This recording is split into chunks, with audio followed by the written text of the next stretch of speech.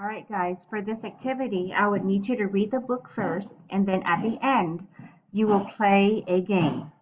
To turn the pages, click on the arrow.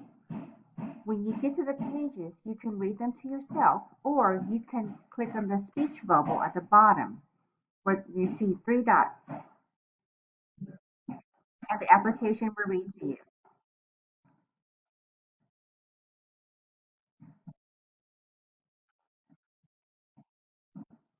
Okay, I'm going to quickly turn the pages just so that we can get to the end of the book, but you must read every single page so that you can play the game at the end. You will come to the screen, click next. Then you will come to this screen, click play now. And then I want you to complete each section. When you're done with each section, you're done with your practice. And that is it. You guys enjoy.